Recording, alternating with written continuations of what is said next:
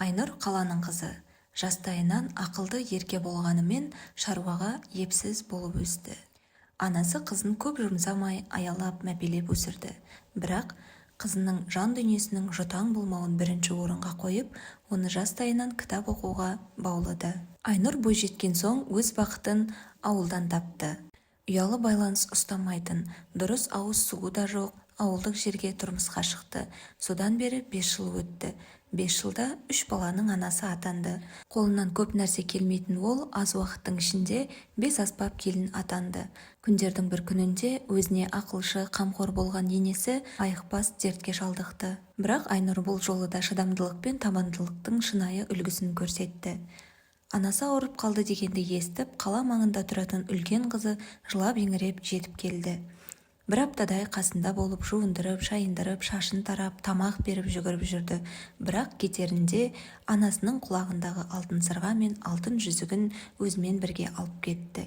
Сөйтіп күндер өтіп жатты. Көрші ауылда тұратын ортаншы қызы бала шағасымен анасын бағуға келді. Ол да үйдегі келіні Айнұрға көмектескендей болып анасына қарап, 10 күнде қасында болып, кетерінде анасының қобдишасын ақтарып, алтын күміс әшекейлерін өзімен бірге алып кетті. Күнде келіп шай ішіп кететін ауылда тұратын кіші қызы да қалған алтын бұйымдарын өзімен алып кетуді жөн көрді. Қобдишада жалғыз ғана қызыл көзді алтын сақина қалды.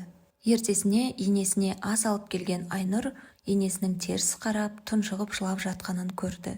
Көз жасын тыя алмаған кейуана: 3 қызым бар деп мақтанушы едім, бірақ үшеуінің сенің қолыңа су құя алмайтынын көріп, қарным ашып тұр.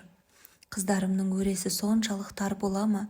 Мені асты-үстіме түсіп шын көңілмен баққан сен ғанасың, бақытты бол. Балаларың да өзің сияқты парасат пайымы биік болып өссін деп фатихасын береді.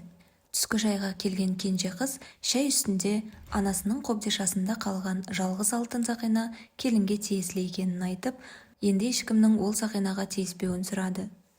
Жүзін төмен салған Айнұр: мен апамды алтын үшін бағып жүрген жоқпын. Бұл менің келіндік парызым. Ол кісі әлі жазылып кетеді, бәрі Алланың қолында. Маған ол кісінің фатихасы да жетеді деп атасының кесесіне қол созған еді. Көзінен аққан жасты көрсеткісі келмеген күйі атасы орнынан тұрып шығып кетті. Санаулы күндерін өткізіп жатқан ана төбеге қарап ойланып жатып, 3 қызы мен келінін салыстырды. Бірден қолы қалт етсе шұқшиып кітап оқып отыратын келіннің ішкі жан дүниесінің мол қазынаға толы бай екенін осы кезге дейін аңғармай келіпті. Байқап қараса, қыздарын жалт-жұлт еткен жалтырақ дүниелерге құмар қылып тәрбиелеген өзі екен. Өзінің материалдық құндылықтарға ғана мән беріп, олардың рухани жұтаңдығын ескермегенін кеш түсінді.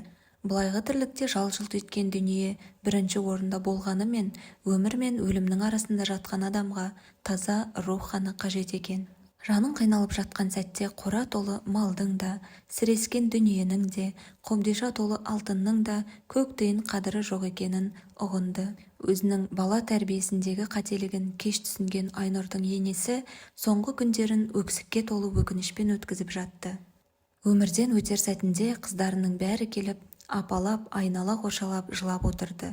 Көздерінен тарам-тарам жас ағып жатқанымен, 3 қызының да санасында анасынан қалған өзге де бағалы затты бөлісіп алу жоспары тұрды. Қиналып жатқан ана жанына босаға жақтан тараған жарық сәуле ғана жылылық сыйлағандай болды. Босағада тұрған жалғыз келіні ғана шын ниетімен енесінің екі дүниеде жамандық көрмеуін тілеп, өзі білетін Құран сүрелерін күбірлеп оқып тұр еді.